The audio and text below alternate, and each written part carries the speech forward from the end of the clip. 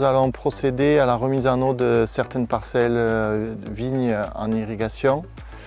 Le viticulteur avait levé les filtres, avait procédé à l'hivernage fin octobre, début novembre. Le matériel était dans son entrepôt et là maintenant nous allons remettre en eau les parcelles. Mais avant cela, nous allons faire un tour de la parcelle pour voir s'il y a des tuyaux débranchés pour éviter lors de la remise en eau qu'il y ait de grosses fuites. Et nous allons également fermer les vannes parce que les vannes sont ouvertes à 3/4. Ensuite, nous mettrons le filtre au niveau de la borne.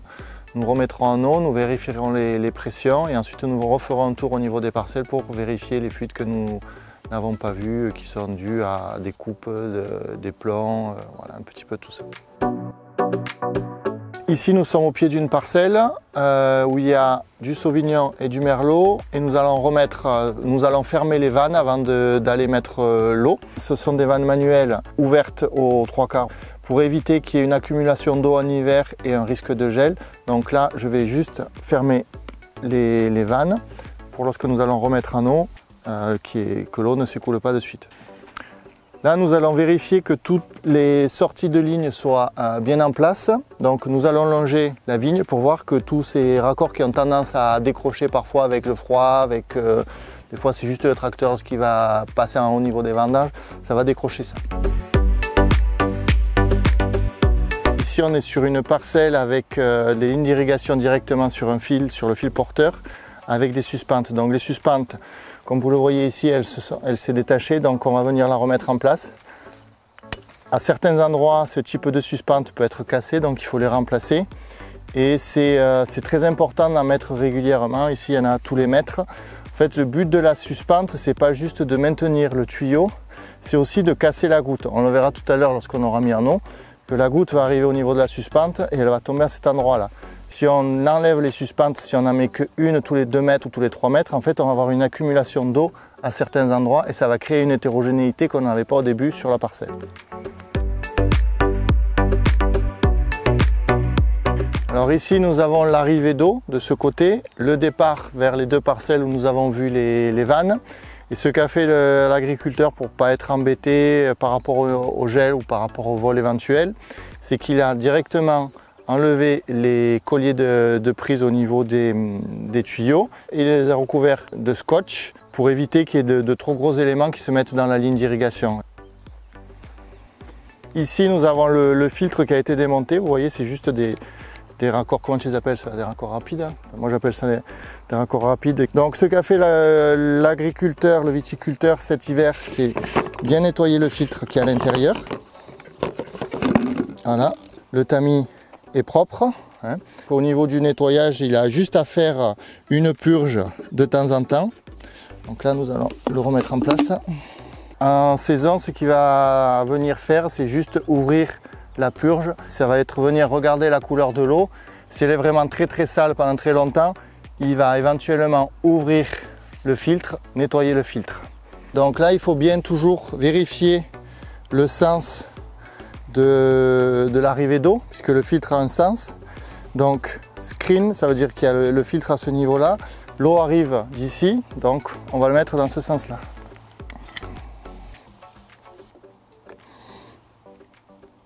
C'est le tien qui tourne? Oui, c'est celui-là.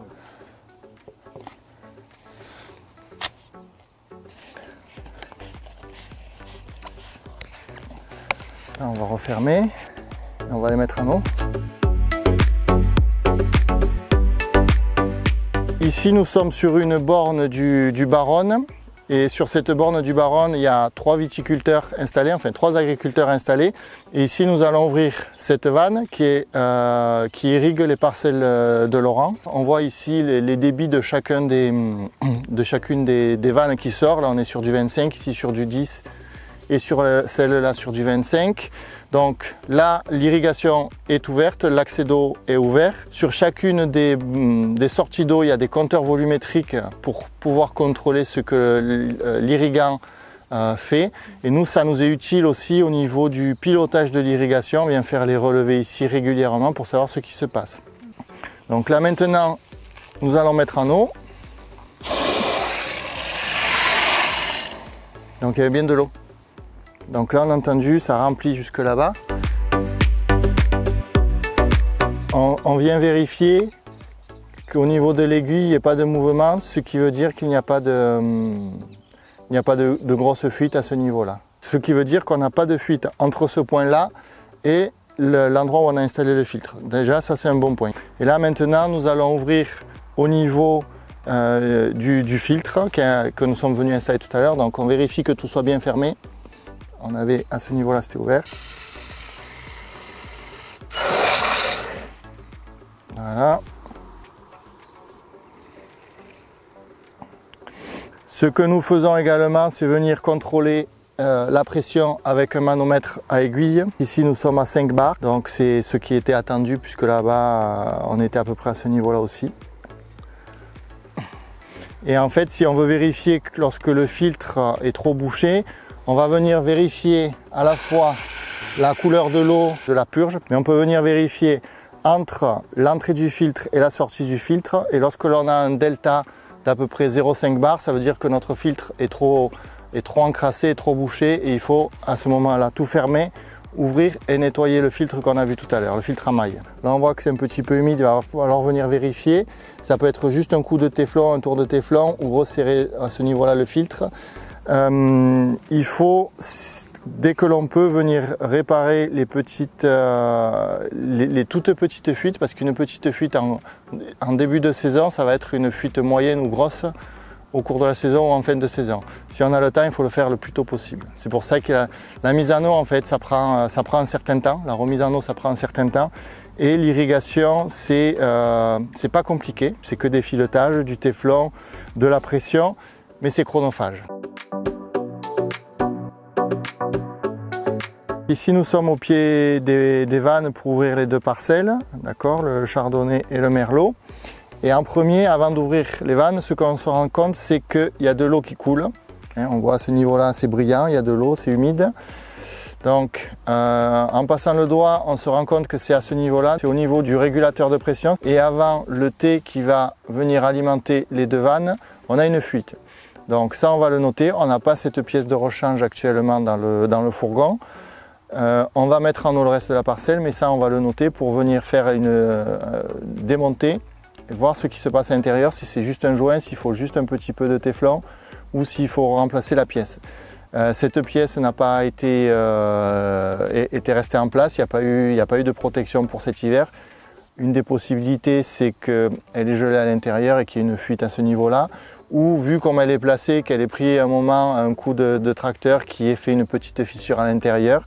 Ensuite, on a une autre fuite à ce niveau-là, un niveau, on va dire, la vanne des chardonnays. Donc là c'est pareil, il va falloir venir démonter à ce niveau là et mettre un autre tour de téflon. Là on va ouvrir les vannes et on va mettre en eau les deux parcelles. On va mettre l'eau petit à petit. Et on entend que de temps en temps il y a de l'air qui passe dans le système. Alors c'est pas bien grave s'il n'y a pas trop d'air.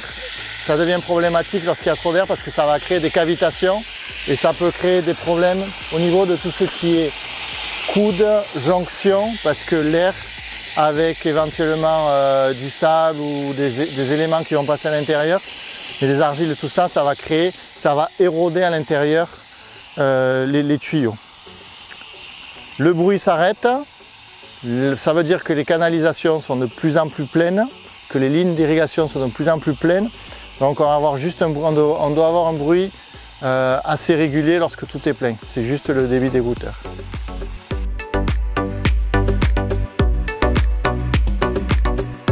On va réutiliser un manomètre. En fait, le manomètre, c'est l'outil essentiel à la vérification d'un système d'irrigation. C'est qui va nous permettre de voir la pression à différents endroits. Tout à l'heure, nous avons utilisé un manomètre à aiguille. Là, on va utiliser un manomètre qui pourrait être un manomètre à aiguille, sauf que je l'ai monté sur un morceau de ligne. Ce que nous allons faire, c'est venir faire des mesures tous les 5 à 10 rangs pour voir la pression que l'on a en fin de rang, pour voir si on n'a pas trop d'hétérogénéité au niveau de la pression. En théorie, on devrait avoir la pression à peu près la même sur toute la parcelle.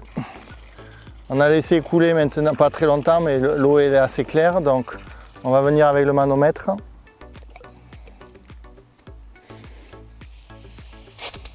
Et là on est à 3 bars et demi.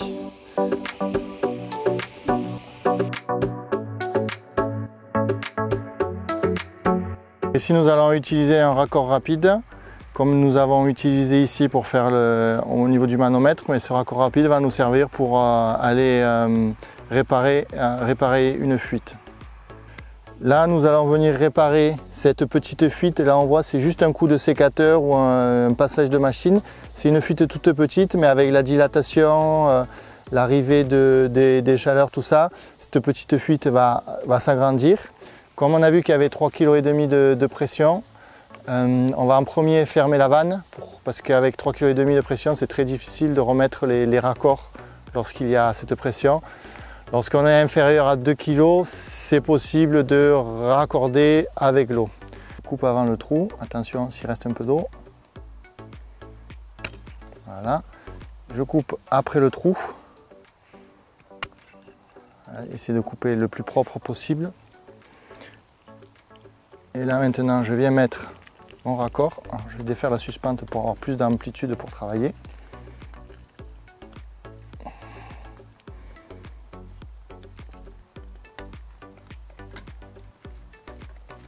Nous avons fait la réparation, nous venons de remettre en eau et là il n'y a plus de fuite à ce niveau là.